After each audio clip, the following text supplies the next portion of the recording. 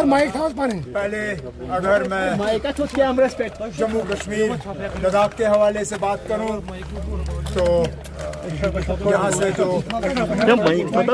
अगरुल्ला साहब, मियां अल्ताफ साहब national conference की टिकट पर कामयाब होकर अब लोकसभा में हमारी नुमाइंदगी करेंगे, उन्हें मैं मुबारकबाद पेश करना चाहता हूँ। इसके साथ साथ और के लोगों ने बीजेपी के उम्मीदवार को वहां हरा के हाजी हनीफा जान साहब को जो कामयाब किया, वो भी अपने आप में एक बहुत बड़ी बात है। मैं करगिल के लोगों को और उन लोगों को जिन्होंने हाजी हनीफा जान साहब को वोट डाले करता हूँ। जहाँ तक मेरी अपनी सीट है, यार अगर आप लोग सुनना नहीं चाहते हो तो कहिए, मैं चला जाऊंगा। जहाँ तक मेरे अपने सीट की बात है, जाहिर सी बात है कि मैं इस अंदाज में आपसे बात करना नहीं चाहता था। मेरी ये उम्मीद थी कि बारामूला काउंटिंग सेंटर से डीसी ऑफिस जाके अपना सर्टिफिकेट लेके मैं आपसे बात करूं, लेकिन अल्लाह ताला को वो मंजूर नहीं था और बारामूला पार्लिमानी सेगमेंट के लोगों ने जो फैसला सुनाया है वो हमारे सिर आंखों पे। मैं जानता था कि ये मुकाबला मुश्किल होगा। शुरू में जिसके खिलाफ मैं इलेक्शन लड़ रहा था, वो उसकी मुखालफत करना मेरे लिए ज़्यादा आसान था। इंजीनियर रशीद साहब जब मैदान में उतरे तो जाहिर सी बात है इलेक्शन में उनका मुकाबला करना हमारे लिए थोड़ा सा और मुश्किल पड़ गया। और जिस तरह का सेंटिमेंट बना, जिस तरह नौजवानों ने, हमारी माओं ने, बहनों ने इंजीनियर रशीद की रिहाई के लिए वोट डाले, नतीजा अब आपके सामने है। लेकिन चलिए, कभी कभार इलेक्शन में जो है हार जीत होती है। ये पहली मर्तबा मैं पार्लियामेंट का इलेक्शन हारा हूँ, अब आगे देखते हैं क्या होता है। हाँ सॉरी, मुझे ये भी, क्योंकि मैं जम्मू कश्मीर में ही मैं फंस गया। जहाँ तक मुल्क भर के नतीजों की अगर हम बात करें तो दिल खुश हुआ। हम शायद इससे ज़्यादा उम्मीद कर रहे थे, लेकिन एग्जिट पोल्स गलत साबित हुए। वो जम्मू कश्मीर के बारे में भी गलत साबित हुए और बाकी मुल्क के बारे में गलत साबित हुए। जिस तरह अखिलेश ने यूपी में किया, ममता दीदी ने वेस्ट बंगाल में, स्टालिन साहब ने तमिलनाडु में, शरद पवार साहब और उद्धव ठाकरे ने महाराष्ट्र में, और जिस तरह कांग्रेस ने राहुल गांधी और खड़गे साहब और प्रियंका जी ने, जिस तरह कांग्रेस की टैली जो है लगभग अब 100 पे वो टच कर रहे हैं। एग्जैक्ट फिगर्स मेरे पास अभी है नहीं। कोई भी एग्जिट पोल के बाद ये सोच भी नहीं सकता था कि इतनी अच्छी परफॉर्मेंस ऑपोजिशन की रहेगी। बीजेपी जो 370 की बात कर रहे थे, जो 400 पार की बात कर रहे थे, अब उनको कोalition गवर्नमेंट चलानी होगी। अब इस वज़ीर आज़म के लिए, जिन्होंने अपने हुकूमत को एक डिक्टेटरशिप के तौर पे चलाया है, इस वज़ीर आज़म के लिए एक कोalition चलाना ये एक नई बात होगी। मैंने खुद कोalition चलाया है, मैं जानता हूँ कितना मुश्किल है कोalition चलाना।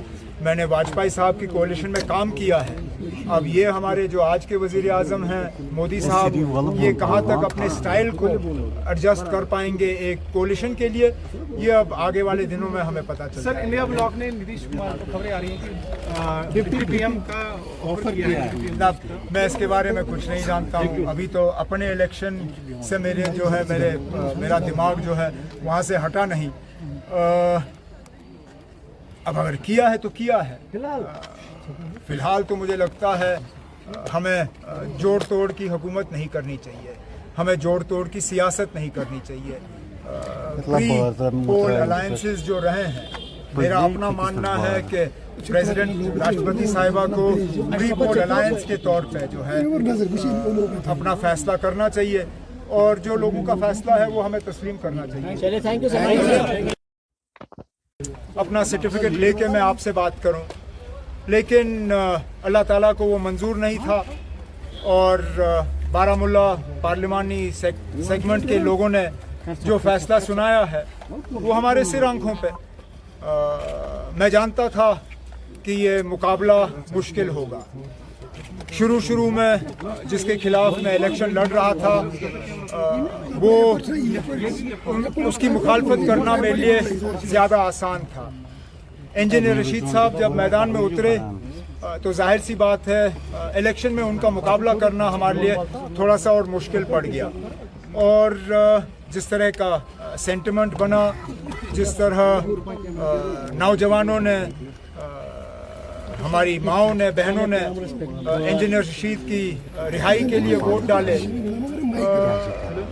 नतीजा अब आपके सामने है। लेकिन चलिए, कभी कभार इलेक्शन में जो है हार जीत होती है।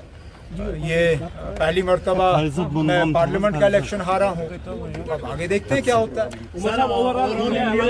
हाँ सॉरी, मुझे ये भी, क्योंकि मैं जम्मू कश्मीर में ही मैं फंस गया। जहाँ तक मुल्क भर के नतीजों की अगर हम बात करें तो दिल खुश हुआ। हम शायद इससे ज़्यादा उम्मीद कर रहे थे, लेकिन एग्जिट पोल्स गलत साबित हुए। वो जम्मू कश्मीर के बारे में भी गलत साबित हुए और बाकी मुल्क के बारे में गलत साबित हुए। जिस तरह अखिलेश ने यूपी में किया, ममता दीदी ने वेस्ट बंगाल में, स्टालिन साहब ने तमिलनाडु में, शरद पवार साहब और उद्धव ठाकरे ने महाराष्ट्र में, और जिस तरह कांग्रेस ने राहुल गांधी और खड़गे साहब और प्रियंका जी ने, जिस तरह कांग्रेस की टैली जो है लगभग अब 100 पे वो टच कर रहे हैं। एग्जैक्ट फिगर्स मेरे पास अभी है नहीं।